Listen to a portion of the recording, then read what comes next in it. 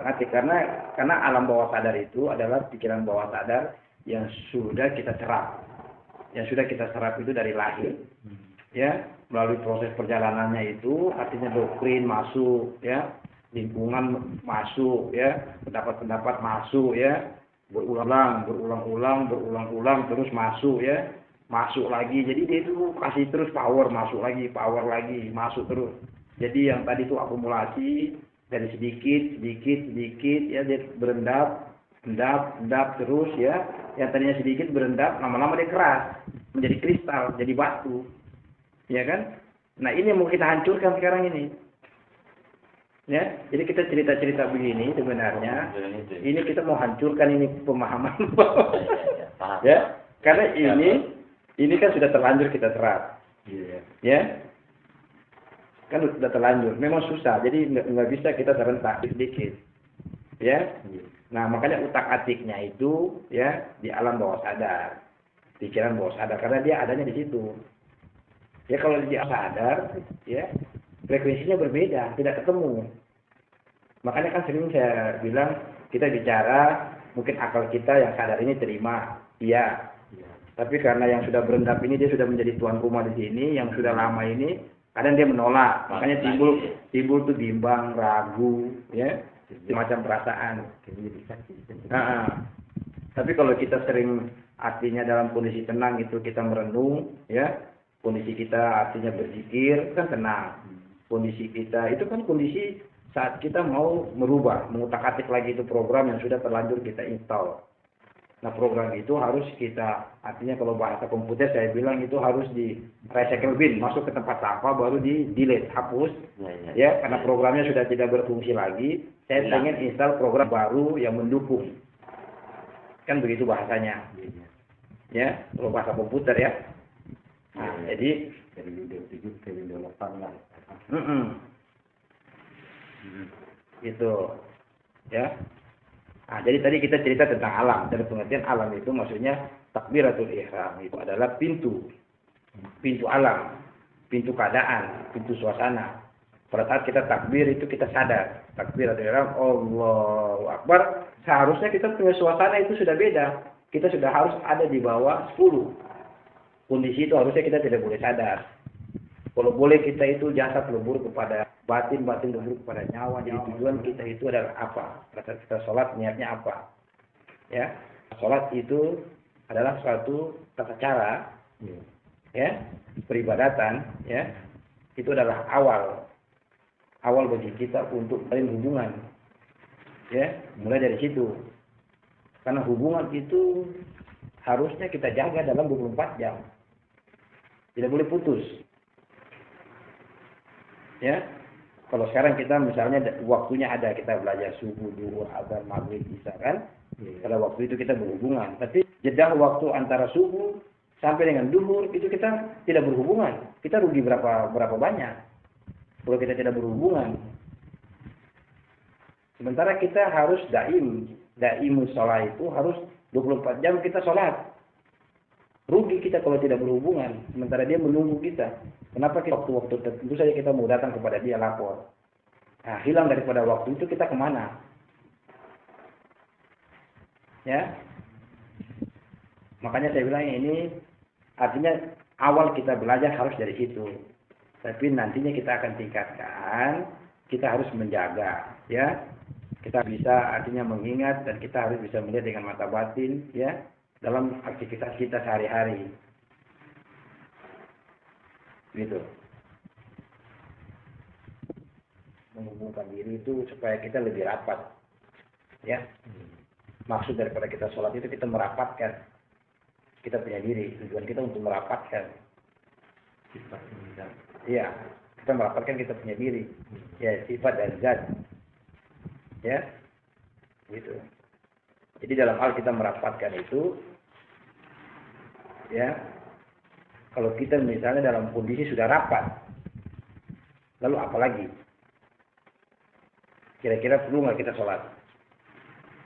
Kan itu pertanyaan. Kata-katanya Pak ya. Ya kan? Karena sholat itu kan tujuannya untuk merapatkan hubungan. Lalu kalau sudah rapat, lalu apa lagi? Itu kan bahasanya. Ya. Makanya kan itu dijaga. Dijaga, jadi jangan kita bergantung dengan waktu. Ya kan?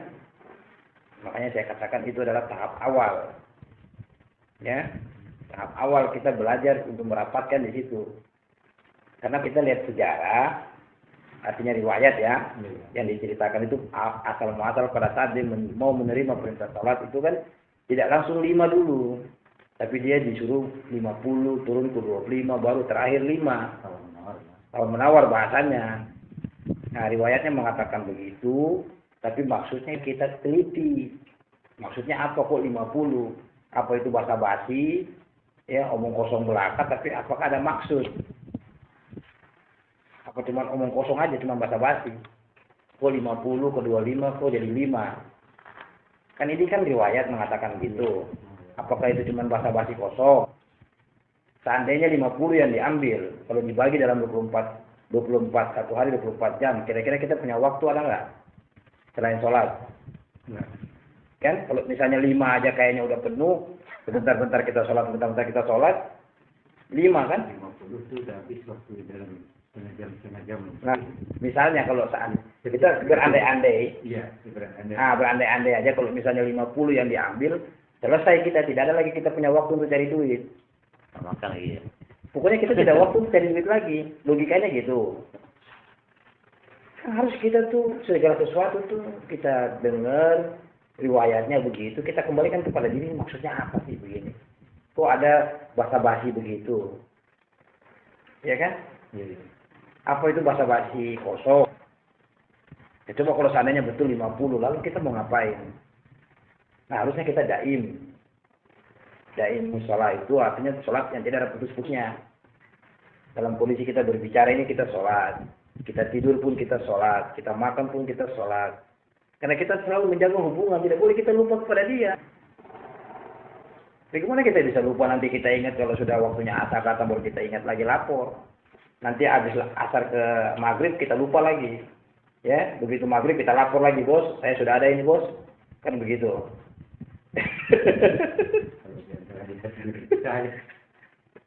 Itu kan artinya ini ya, suatu hal yang perlu kita pikirkan.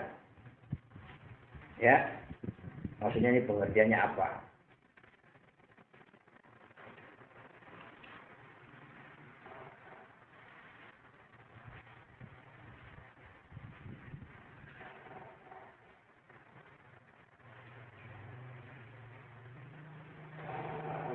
Yang pertama itu mengucapkan syahadat, kedua itu sholat.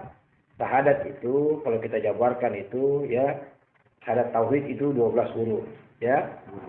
Ya, syahadat Rasul 12 huruf ya. Tapi 24 ya. 24 jam itu tidak boleh putus. Kita bersyahadat. Bersyahadat itu menyaksikan, bukan ucapan. Ucapan lisan itu memperkuat hati. Hati itu memperkuat rasa. Rasa itu yang menyaksikan supaya kita masuk pada rahasia. Kan begitu, ya. Jadi syahadat itu sebenarnya itu di dalam tubuh. Dia mengalir melalui darah kepada kita punya tubuh semua. Bagaimana kita mengatur napas. Napas ini yang mengantarkan darah. Tanpa napas, darah tidak bisa berjalan. Ya, napas masuk, ya, kepada jantung, baru diedarkan ke seluruh tubuh melalui darah. Darah yang mengantar ke seluruh tubuh. Itu kita punya syahadat tuh di situ menyaksikan. Bagaimana kita setiap harinya kita mengatur, ya.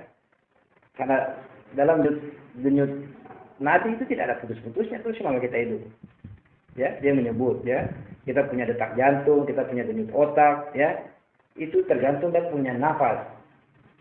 Nafas kita teratur, jantung kita stabil, otak kita normal. Nafas kita tidak teratur, jantung kita tidak stabil, denyut otak tidak stabil, cepat sakit. Ya, coba kalau orang yang nafsu, ya, orang yang cepat marah itu, napasnya nggak teratur. Kalau lagi marah coba kita perhatikan, ya. Kalau lagi marah itu napas itu turun naik cepat, jantung juga berdebar, bubuk-bubuk, akhirnya denyut otak itu terganggu. Orang bisa stroke kalau marah itu, orang bisa sakit. Makanya darah tinggi itu cepat stroke ya Pak ya? Nah iya, karena dari napas. Coba habis lari, ya, jantungnya juga nggak stabil. Dalam keadaan kondisi misalnya emergensi darurat, ya, dia dihadapi dengan disuruh tenang dulu, tenang. Nah, tenang dulu, minum air dulu, tenang, baru cerita. Biar dia tenang. Itu maksudnya itu dari nafas, karena nafas tidak teratur, ya, akhirnya semua tidak benar. Ya, diawali dari nafas.